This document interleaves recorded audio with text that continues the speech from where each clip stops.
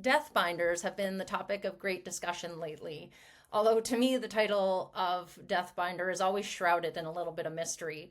So I'm here to kind of unpack that a little bit for you today. So, what is a death binder? Well, really, it is the guidance tool for your executor when it comes to executing your estate. So, what are the critical documents that are in there? Well, first, your will and power of attorney. That's probably the first and most important document to have in there. Next, in my planning process, is what I call the master file. This is the file that brings together all of your information.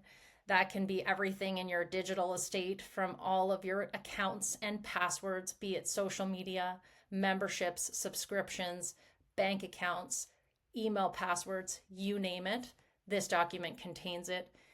All of the information relating to your properties, your vehicles, insurance, everything, all compiled in one area. That's all there so that your executor has it at their fingertips to be able to navigate what they need to do next with all of your assets and belongings.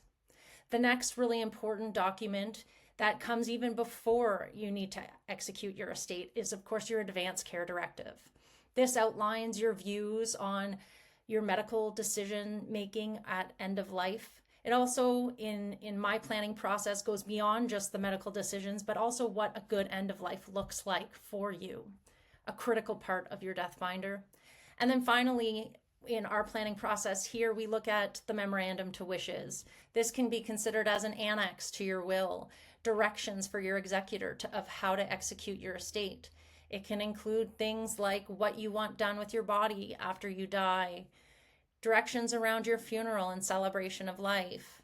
Have you made any pre-plans, pre-arrangements? Instructions to loved ones, the things that you have in your mind. Maybe it's the cottage opening directions, or maybe it's stuff that you've always taken care of in your household that you want to make sure is carried on. These things are critical to get down on paper. And then also, how do you want your personal belongings distributed?